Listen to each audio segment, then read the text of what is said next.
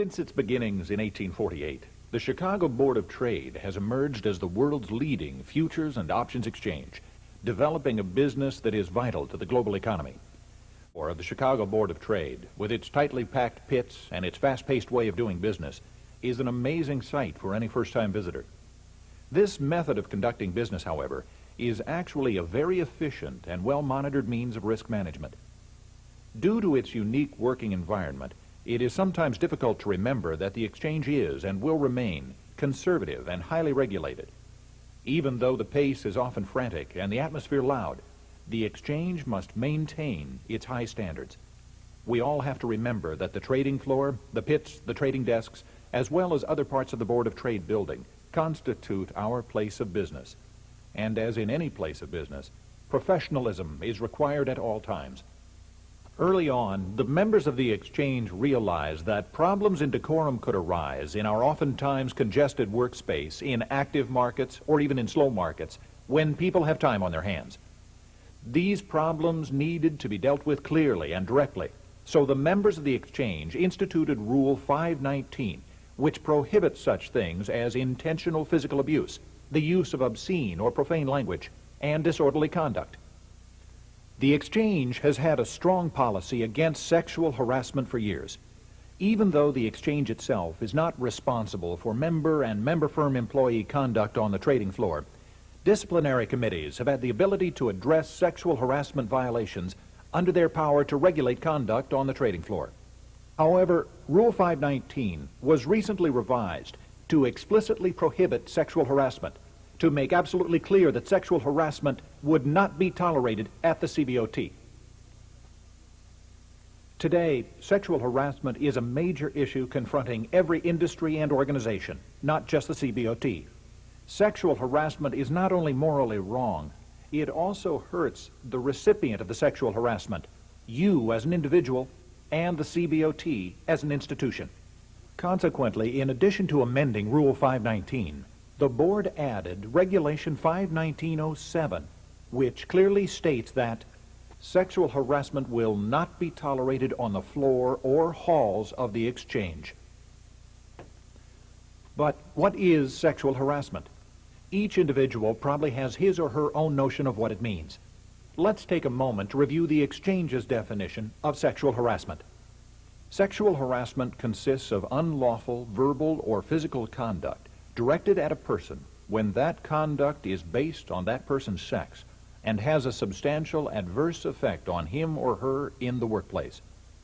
Regulation 51907 also lists guidelines which further clarify this concept. Such conduct may include, but is not limited to, the following. 1. Requests for sexual favors that may or may not be accompanied by threats or promises of preferential treatment with respect to an individual's employment status. This should leave no doubt that requests of this sort are not only wrong and unfair, but also violate Chicago Board of Trade rules. 2. Verbal, written, or graphic communications of a sexual nature, including lewd or sexually suggestive comments, off-color jokes of a sexual nature, or displays of sexually explicit pictures, photos, posters, cartoons, books, magazines, or other items. This second point makes it clear that sexual harassment is not limited to requests for sexual favors. Things like a man's comment about a woman's clothing, or a woman's comment about a man's physique, could be considered harassment by another person. An off-color joke is another example. You and your friends might think a joke is harmless and just meant to be funny, but someone else could be offended by the very same joke. And now, that becomes sexual harassment. Displaying sexually explicit pictures or magazines or cartoons may seem acceptable to you, but this too could be looked upon as sexual harassment by someone else. Let's review the third point listed under 51907. Examples of sexual harassment can also include 3. Patting, pinching, hitting, or any other unnecessary contact with another person's body, or threats to take such action. What may seem harmless, unintentional, or something done in fun to you may be extremely offensive to another person. Physical contact that may have been accepted in the past may no longer be acceptable by some individuals. Considering the Board of Trade's work environment, everyone has to take precautions to avoid any physical contact that may be interpreted as sexually offensive by another person. You have to realize that whether or not behavior is considered sexual harassment is determined by the recipient of the behavior. Your intentions may not count. Your apologies afterwards may not matter. You have to think about what you say and do beforehand. Always remember, behavior that is acceptable to one person could be considered harassment by another person. You have to realize that you are responsible for your conduct. CBOT rules state that sexual harassment of any sort will not be tolerated, not only in the trading pits, but anywhere on the trading floor, at the desks, and anywhere else within the exchange workplace. The Floor Conduct Committee has the authority to penalize such conduct with fines up to $5,000 and to deny floor access for up to 5 consecutive business days for each violation. And in addition to Board of Trade rules and regulations, there are local, state, and federal laws that also prohibit sexual harassment in the workplace. A civil lawsuit could open the offender to further penalties. Furthermore, CBOT Rule 209 provides that every member and member firm must indemnify the exchange for its full costs, including legal fees, if the exchange is named in a lawsuit that alleges the exchange failed to prevent certain conduct that violates the law or CBOT rules. That means that a harasser or the employer of a harasser may have to pay both its own costs and the exchange's cost in any lawsuit arising from harassment. The CBOT has grown tremendously from its start as a small Chicago grain exchange in 1848.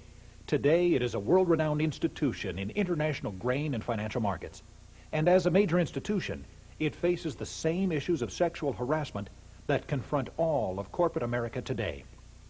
Each member, clerk, and staff person at the CBOT is responsible for his or her own conduct.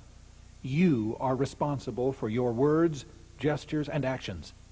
Today's business world demands courtesy and professionalism in all you do. This is key phrase number 5. Please pause the tape and write this on your answer sheet in the space provided for key phrase number 5. Sexual harassment will not be tolerated anywhere in the exchange workplace.